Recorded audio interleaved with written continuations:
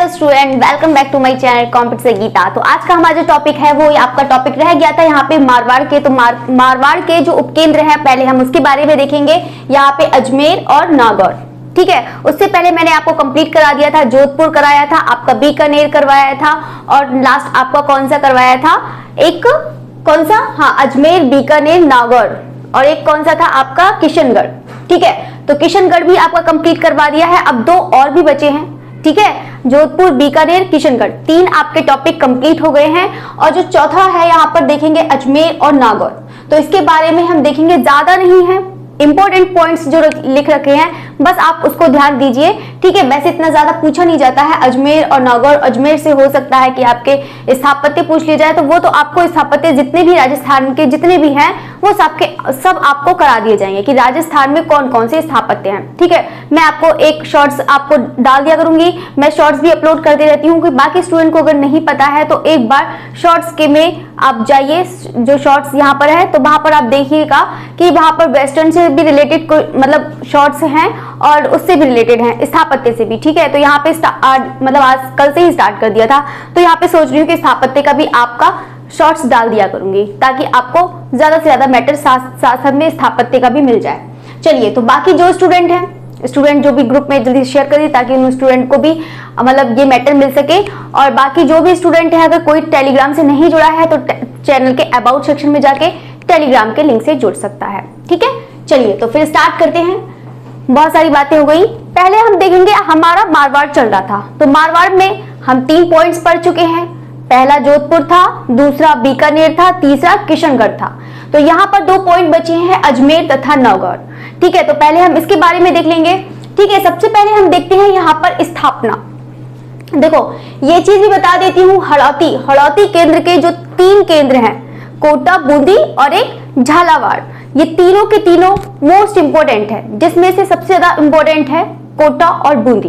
तो यहाँ पर हम सबसे पहले देखेंगे बूंदी के बारे में भी पढ़ेंगे, जो आपका बहुत ज्यादा इंपॉर्टेंट टॉपिक है।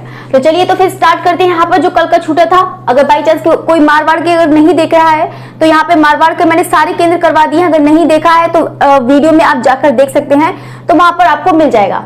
चलिए, तो अजमेर की हम बात करते हैं। सबसे पहले हम बात करेंगे यहाँ पे, सारे स्टूडेंट जल्दी से बताइए कि स्थापना किसके समय में हुई थी, किसकी, अजमेर की। तो सारे स्टूडेंट जल्दी से आंसर दीजिएगा। छठवीं शताब्दी। ठीक है, कहां पर, अजयपाल शताब्दी। और कहां पर, कौन सा, अजयपाल। चलो इसको ब्रैकेट नहीं लगा देते हैं, ऐसे ही लिख देती हूं मैं, अजयपाल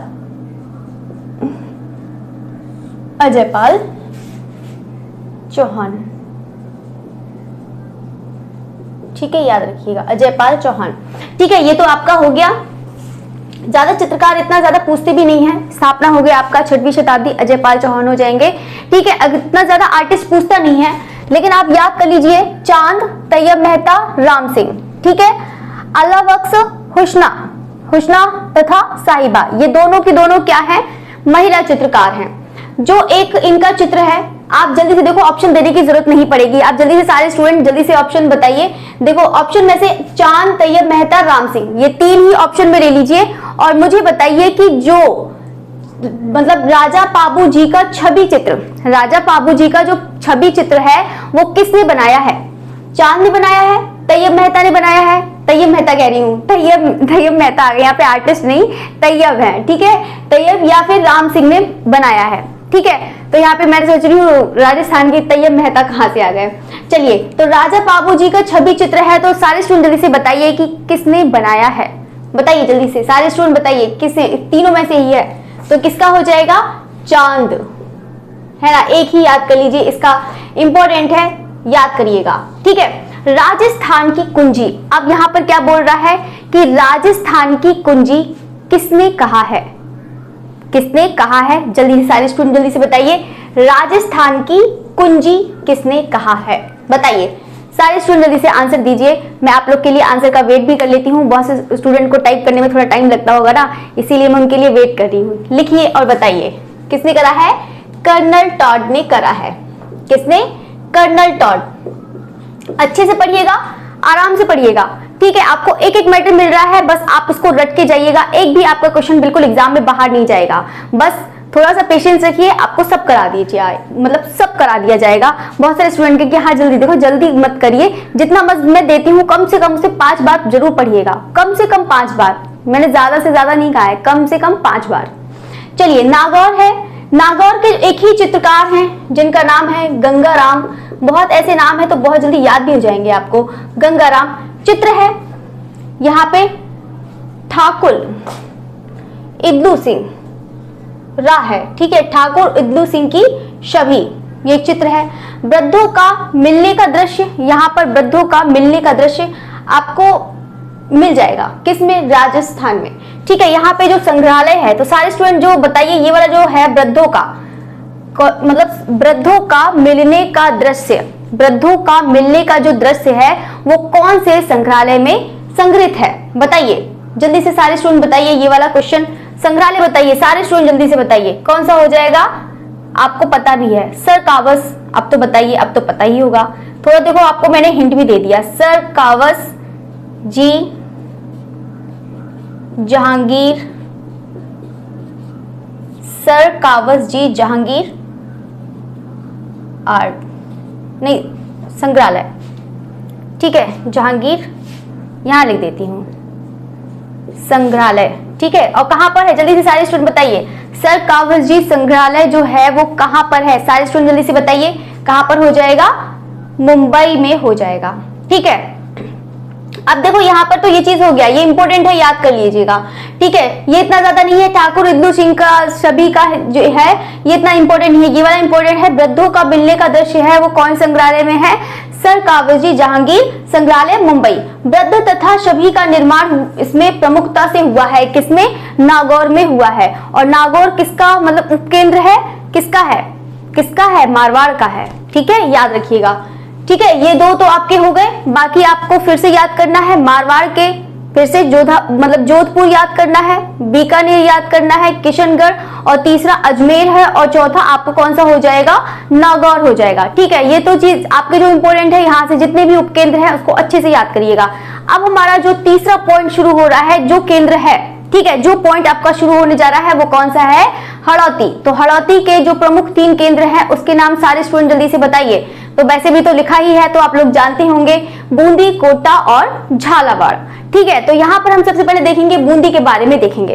तो बूंदी का सबसे पहले देखते हैं, यहाँ पर जो स्थापना है वो 1342 में किसके द्वारा, राव देवा जी के द्वारा, ठीक है। चित्र यहाँ पर सबसे पहले देखो देखेंगे चित्रकार, और दूसरे नंबर पे देखेंगे हम यहाँ पर चित्र, जो बहुत ही ज्यादा मोस्ट इंपॉर्टेंट है।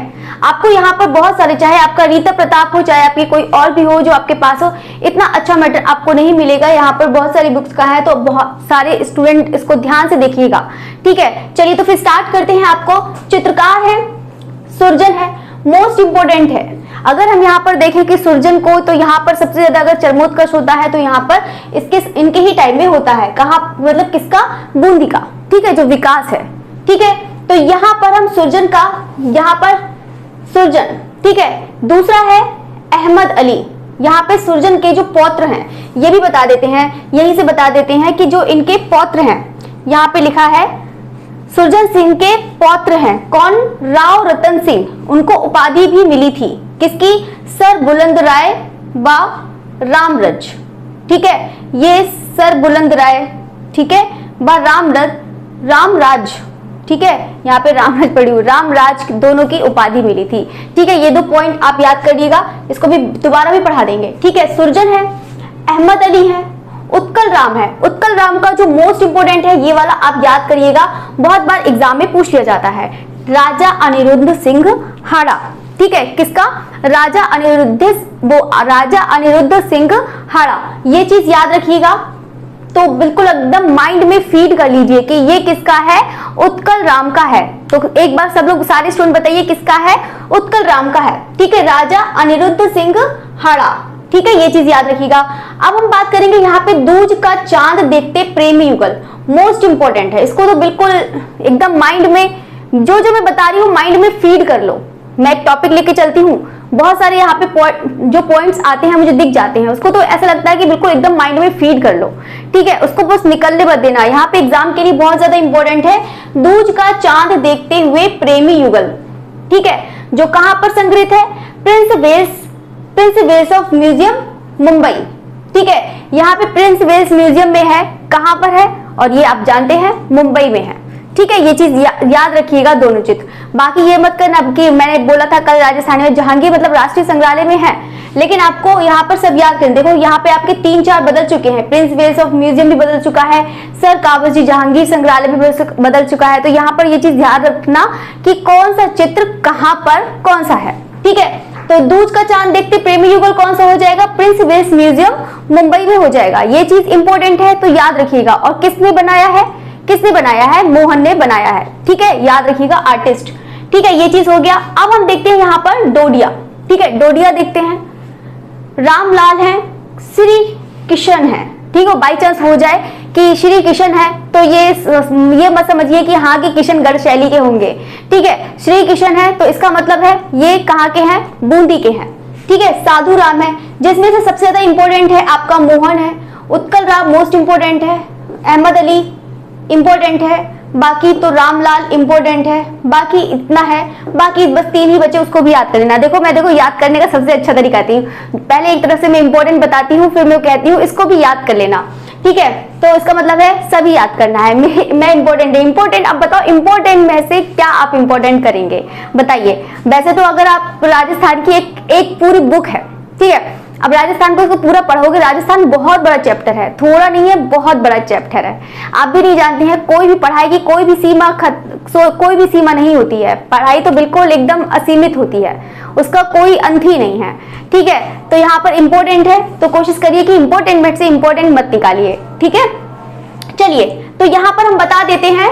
अभी तो चित्र के बारे में सिर्फ हमने 2 चित्र देखे हैं, एक राजा अनिरुद्ध सिंह हाड़ा का देखा है, और दूसरा कौन सा चित्र देखा है, प्रेमी युगल, मतलब जो दूज का चांद देखते हुए। ठीक है, याद रखिएगा, जो भी कोई भी एक ही बात है, प्रेमी युगल, दूज का चांद देखते हुए, दूज का चांद देखते हुए, प्रेमी युगल, एक ही तो बात है। चलिए, तो यहाँ पे ये चीज हो जाएगा। ठीक है, चलिए ये तो चीज हो गया आपके चित्रकार। अब हम देखेंगे यहाँ पर कि W.G. आर्चर ने बूंदी के 2 चित्र प्रकाशित किए थे। किसने, W.G. आर्चर ने। अभी तो किसकी बात हो गई है, W.G. आर्चर ने 2 चित्र प्रकाशित करे हैं। ठीक है, यहाँ पे किसकी बात हो गई है, W.G. आर्चर। अब हम आपको यहाँ पर लेकर चलेंगे कहां पर, O.C. गांगुली। ठीक है, अर्धेंदु कुमार गांगुली है। तो यहाँ पे चलिए, बूंदी शैली के चित्रों की प्रथम प्रदर्शनी O.C. गांगुली। ठीक है, 1949 किसने की थी, O.C. गांगुली ने करी थी।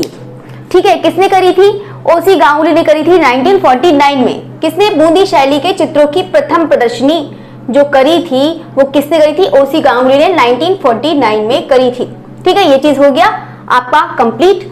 अब हम बात करेंगे यहाँ पर, क्या बात करेंगे, चित्रों की बात करेंगे। जो मोस्ट इंपोर्टेंट है आपको याद करना है, जिसमें बताती हूँ कौन सा मोस्ट इंपोर्टेंट है, उसको तो बिल्कुल माइंड में फीड कर लीजिएगा, बिल्कुल माइंड में से निकलने मत दीजिएगा। दो शेर व हाथी की लड़ाई है ना, कौन जीतेगा बताइएगा ये भी कमेंट करके बताइएगा। शेर व हाथी की लड़ाई हुई थी राजस्थान में, तो कौन जीता था। वैसे अगर आपको क्या लगता है अपने माइंड से बताइए, ये शेर व हाथी की लड़ाई होगी तो हाथी जीतेगा कि शेर जीतेगा, जल्दी कमेंट में करके बताइए। मैं भी देखूंगी बच्चे कमेंट में क्या क्या लिख रहे हैं, तो मैं मैं सारे स्टूडेंट को देखती हूँ, देखते हैं आप क्या बताते हैं। बहुत सारे देखो, मैं डिस्कवरी देखती थी ना, तो मैं देखती थी हाथी मतलब शेर, बताइए हाथी के सामने क्या टिक पाएगा शेर, है ना, लेकिन कभी कभी हाथी को भी मार देता है। चलिए, तो यहाँ पे स्त्रियां हैं, स्त्रियां शिकार करते हुए, देखो स्त्रियां भी शिकार कर रही हैं, बताओ, है ना, कितनी पहले राजस्थानी होती है ना, पहले ब्रेव होती है ना स्त्रियां, तो बहुत देखो मेवाड़ में तो छोटी नाटी आपके यहाँ पे चित्र देखे हैं, लेकिन यहाँ पर आपको देखो देखने को मिलेगी आकृतियां, स्त्रियों की लंबी लंबी आकृतियां देखने को मिलेंगी। तो यहाँ पर है स्त्रियां शिकार करते हुए बनाई गई हैं। ठीक है, उनको मरने से डर नहीं लगता है, वैसे आज भी स्त्रियों को डर नहीं लगता है मरने से ठीक है, स्त्रियों शिकार करते हुए, ये तो हो गया आपका। 5 नंबर देखते हैं, राव उमेद सिंह सुअर का शिकार करते हुए। राव उमेद सिंह सुअर का शिकार करते हुए, पहले लोग होते थे ना, उनको शिकार करने में बड़ा मजा आता था, चाहे कुछ करते ना हो इनका। सुंदर गज पर सवारी, मतलब सवारी भी करेंगे, शिकारी भी करेंगे, है ना, बताओ, जानवरों का तो खात्मा ही है बिल्कुल। ठीक है, पीठिका पर नायक और नायिका, मोस्ट इंपोर्टेंट है, जो मैं बता देती हूँ। ठीक है, ये 2 चित्र है, ये भी इंपॉर्टेंट है। एक राव मेद वाला, ये भी साथ में बता देती हूँ, ठीक है। बाकी ये दो देख लेना, ठीक ठीक है। कांटा निकालते हुए मोस्ट इंपोर्टेंट है, इसे एक करती हूँ। ये वाला कांटा निकालते हुए इंपॉर्टेंट है, राधा कृष्ण मिलन, ठीक है, ये भी इंपॉर्टेंट है। हिंडोली रागनी है, तो हिंडोली रागनी का सबसे पहले जो चित्र मिला था वो कौन से में मिला था, बताइए बताइए कौन से केंद्र में मिला था। महिलाएं चौपड़ खेलती हुई, मोस्ट इंपोर्टेंट है, बताइए। और चौपड़ खेलते हुए जितने भी चित्र हैं उसको भी बताइए, कौन कौन से चौपड़ वाले जितने भी हैं, चौगान पोलो खेलते हुए जहां पर जितने भी हैं वो सब चित्र बताइए राजस्थान के, तभी आपको याद होगा, तभी आपको कंफ्यूजन भी नहीं होगा, ठीक है। आप लोग बताइए, बाकी स्टूडेंट को भी पता लगेगा। बाकी तो मैं लिखवा दूंगी, जो सेम सेम चित्र जो मिलते हैं उसको इकट्ठे लिखवा दूंगी। कृष्ण का वंशी वादन है, उमा महेश्वर पूजन है, बूंदी शैली की चित्रों की पत्र प्रदर्शनी, ये तो बता ही दी थी, 1949 में ओसी गांगुली ने की थी, ठीक है। प्रारंभिक चित्र है राग दीपक, जो यानी कि सबसे पहला चित्र था वो मिला था, वो कौन सा, राग दीपक, ठीक है। ये चीज याद रखना, मोस्ट इंपोर्टेंट है, इसको तो बिल्कुल माइंड में फीड कर लीजिए। जो उमा महेश्वर पूजन भी ठीक ठीक है, याद कर लीजिएगा। ये वाला राग दीपक वाला मोस्ट इंपोर्टेंट है। जो संग्रहालय है वो कौन सा हो जाएगा, मैं इधर आ जाती हूँ तो अब फिर अच्छे समझ में आएगा, ठीक है। प्रारंभिक चित्र है राग दीपक है, संग्रहालय भारत कला भवन वाराणसी, रागनी भैरवी मोस्ट इंपोर्टेंट, बहुत बार देखो ये चीज तो बिल्कुल माइंड में फीड कर लीजिएगा। 4 चित्र बहुत ही ज्यादा इंपॉर्टेंट है बूंदी शैली के। नंबर 1 राजा अनिरुद्ध सिंह हाड़ा, ये याद कर लेना। दूज का चांद देखते हुए प्रेमी युगल, ये भी याद कर लेना। और किसने बनाया है ये भी याद कर लेना। ये किसने बनाया है, मतलब उत्कल राम ने, और ये मोहन ने बनाया है, ठीक है। ये 2 याद कर लेना। संग्रहालय में कहाँ है, प्रिंस वेल्स म्यूजियम मुंबई, ये चीज याद कर लेना। यहां से जो इंपॉर्टेंट है वो राग दीपक, कभी कभी पूछ लेता है कि राग दीपक के जो चित्र मिले वो कहां से मिले हैं, बूंदी शैली से मिले हैं। पूछ सकता है आपका रागनी भैरवी का चित्र, रागनी भैरवी का चित्र भी पूछ लेता है, कहां से मिला है, तो आप बता सकते हैं बूंदी शैली से। अब हम पूछते हैं कि यहाँ पर हिंडोली रागनी, ठीक है, हिंडोली रागनी का भी आया था, ऊपर आया था, हाँ हिंडोली रागनी, राग दीपक, रागनी भैरवी, ये तीनों के तीनों आपको कहां से मिले हैं, बूंदी शैली से मिले हैं, ठीक है। देखो ये चीज अगर आप ऐसे करके इतना ही याद करेंगे कि बूंदी शैली से क्या मिला है, तो ठीक है। आप देखो 3 4 5 4, देखो ये तो मैं कराती जा रही हूँ, ये मत सोचना कि आपका बिल्कुल, बहुत सारे स्टूडेंट तो याद करते जा रहे हैं, ये भी सोचना पीछे वाला भी याद करते जाइएगा, ठीक है, नहीं तो भूल जाएंगे, ठीक है। बाकी तो ये पता है, ये वाला जो राग दीपक है वो भारत कला भवन वाराणसी में है, रागनी भैरवी है वो इलाहाबाद संग्रहालय में संग्रहित है, ठीक है। ये तो चीज आपका यहाँ तक पूरा कंप्लीट हो गया। अब हम क्या देखेंगे, यहाँ पर विशेषताएं देखते हैं। विशेषताएं आप भी जानते हैं कि राजस्थानी की शैली की हम सबकी अलग अलग विशेषताएं हैं, हर केंद्र की अलग विशेषताएं हैं, हर उपकेंद्र की अलग विशेषताएं हैं। तो यहाँ पर हम देखेंगे कि विशेषताएं जो हैं किसकी, बूंदी शैली की, हड़ौती की बात नहीं कर रहे हैं, किसकी बात कर रहे हैं हम, बूंदी शैली की बात कर रहे हैं। ये मोस्ट इंपोर्टेंट है। बादल जो बने हैं वो कैसे बने हैं, सतरंगी बने हुए हैं, यानी कि इंद्रधनुषीय बादल बने हुए हैं, किसमें, बूंदी शैली में। बहुत बार एग्जाम में पूछ लिया जाता है कि यहाँ पर रंग बिरंगे बादलों का अंकन कहाँ किया गया है, तो आप समझ सकते हैं कि मतलब कौन सा आंसर हो जाएगा आपका, बूंदी शैली हो जाएगा। मतलब देखो क्वेश्चन की लैंग्वेज चेंज करने को है तो बहुत मतलब चेंज कर देते हैं, लेकिन क्वेश्चन बहुत ही कम में एक चीज लिख के दे देते हैं, लैंग्वेज चेंज होगी, लेकिन क्वेश्चन आपका पूछने का तरीका और यही चीज टॉपिक बार बार उसको रिपीट करे जाते हैं, ठीक है। तो चलिए ये तो हो गया सतरंगी आकाश या रंग बिरंगे बादल जो बने हैं। जैन तीर्थंकरों, ठीक है, ये चीज पॉइंट इंपॉर्टेंट है, याद रखिएगा। जैन तीर्थंकरों व रीतिकालीन साहित्य का चित्रण करा गया है। आप भी जानते हैं कि राजस्थान तो लघु चित्र शैली है, लेकिन यहाँ पर जो अंकन हुआ है वो किसका अंकन हुआ है, पोथी चित्रण को अंकन हुआ है, ठीक है। यानी कि जो पोथी होती हैं, किताबें होती हैं, जो ग्रंथ होते हैं, जो साहित्य होते हैं, ठीक है, तो यहाँ पर उनका अंकन हुआ है। गीत गोविंद का हुआ है, भागवत पुराण का हुआ है, रामायण का हुआ है, ठीक है। ऐसे ही यहाँ पर जैन तीर्थंकरों व रीतिकालीन साहित्य का चित्रण भी हुआ है, ठीक है, ये चीज याद रखना, ठीक है। चलिए, तो इसीलिए तो यहाँ पर जैन शैली को, वो जैन शैली कह रही हूँ, इसीलिए तो राजस्थानी को रीतिकालीन साहित्य का भी उनको कला बोला जाता है, इसीलिए बोला जाता है क्योंकि यहाँ पे रीतिकालीन के जितने भी कवि हैं, कवित्री हैं, तो उनका भी साहित्य का मतलब चित्रण हुआ है। चलिए, तो यहाँ पर जो प्रिय विषय है मोस्ट इंपोर्टेंट है, ठीक है। ये तो मान के चलिए कि बूंदी शैली जो मैं पढ़ा रही हूँ बहुत ही ज्यादा इंपॉर्टेंट है, बहुत बार एग्जाम में आता है, ठीक है। तो उसको तो अच्छे से पढ़िएगा। नायिका भेद है, रागमाला के चित्र जो यानी कि नायिका भेद इनका प्रमुख विषय है।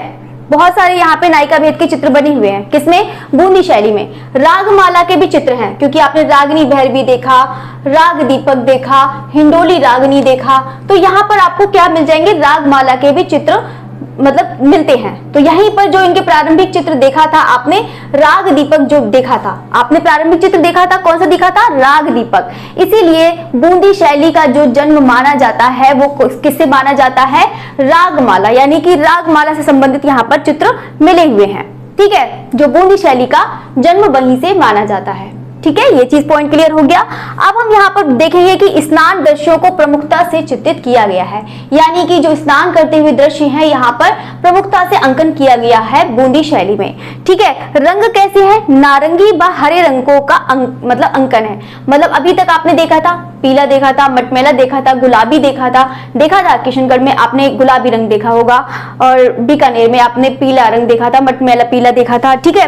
ऐसे ही यहाँ पर जो रंग है वो बूंदी शैली में कैसा है? नारंगी व हरा रंग है। लेकिन हाशियों पर कैसे करा गया है? यानी कि जो बॉर्डरिंग करी गई है वो कैसे रंगों से करी गई है? स्वर्ण रंगों से किया गया है, ठीक है। कैसे रंगों से करा गया है? स्वर्ण रंगों से करा गया है, ठीक है। अगर हम यहाँ पर देखते हैं प्रभाव की बात, तो प्रभाव में जो मेवाड़ का सर्वाधिक प्रभाव किसमें आया है? बूंदी शैली में। जो किसका प्रभाव पड़ा है? मेवाड़ शैली का प्रभाव पड़ा है। देखो, अगर हम सबसे बात करें, यहाँ पर मेवाड़ शैली का भी पड़ा है, इवन यहाँ पर दक्षिणी शैली का भी पड़ा है, ठीक है। मुगल शैली का यहाँ पर बहुत कम ही प्रभाव था, किसमें? बूंदी शैली में, ठीक है। ये चीज याद रखना कि यहाँ पर मेवाड़ का जो सर्वाधिक हुआ है, और सबसे कम मुगल शैली का, और दक्षिणी का बीचों बीच में, मतलब बीच में ठीक ठाक हुआ है, ठीक है। तो यहाँ पर नेत्र है, परवलाकार है, या फिर उसको कह सकते हैं पटोलाकार, ठीक है। ये चीज आपका पॉइंट क्लियर हो गया। यहाँ से लेके यहाँ तक आपके पॉइंट क्लियर हो गया है। थोड़ा सा ये चीज और बचा है, उसको भी देख लेते हैं। बाकी सारे स्टूडेंट पेशेंस बना के रखिए आपका, बाकी तो सब लोग बहुत जल्दी बोर हो जाते हैं। मैं चाहती हूँ कि कोई भी स्टूडेंट बोर ना हो, उसको अच्छे से समझे, अच्छे से याद करे, ठीक है। अभी आपके पास टाइम है। देखो, पूरा आपका इंडियन खत्म होने जा रहा है, आपका राजस्थानी हो जाएगा, फिर आपका पहाड़ी कंप्लीट करा देंगे, ऐसे ही आपका कंपनी भी शैली करा देंगे, कंपनी शैली भी रह गई है, और एक आपका वो भी रह गया है कालीघाट का, तो तंजौर शैली, ठीक है। वो भी सब आपका कंप्लीट करा देंगे, ठीक है।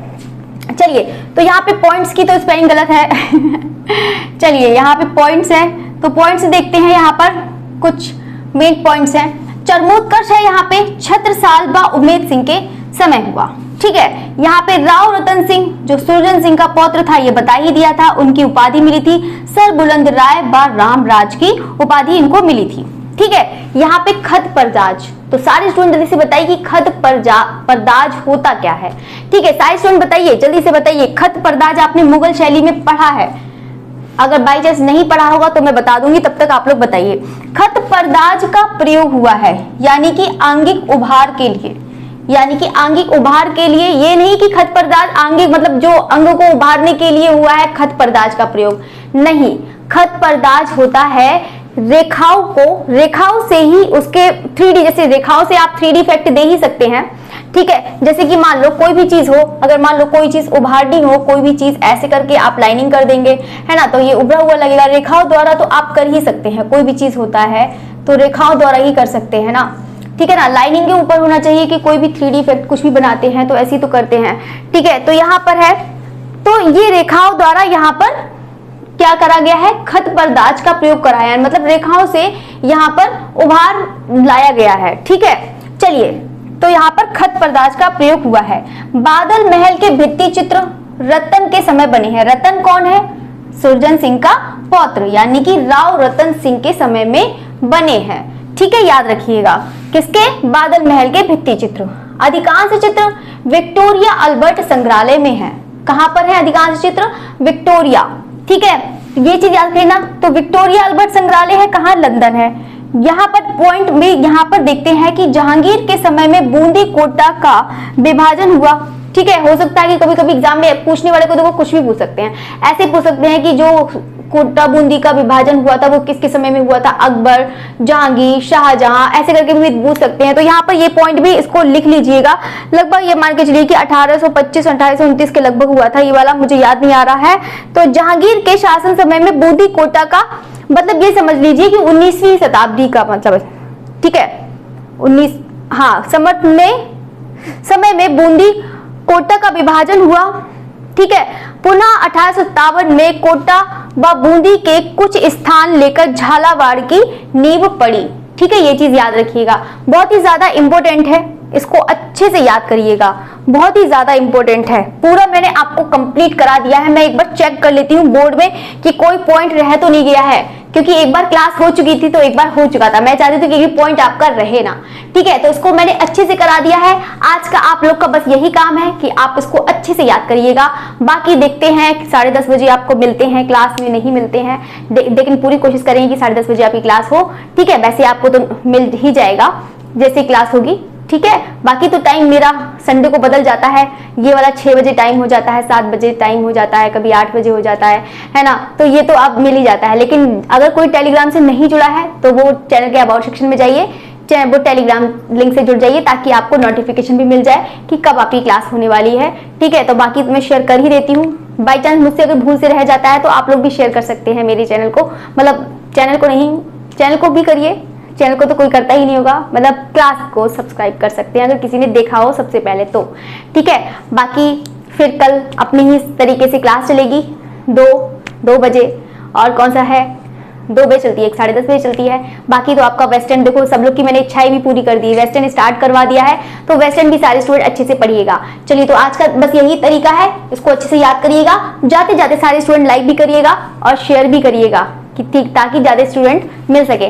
देखो बहुत सारे, मुझे खुशी हुई कि एक स्टूडेंट ने मेरे बहुत सारे सब्सक्राइबर बढ़वाए हैं, तो ऐसे ही आप लोग भी कर सकते हैं।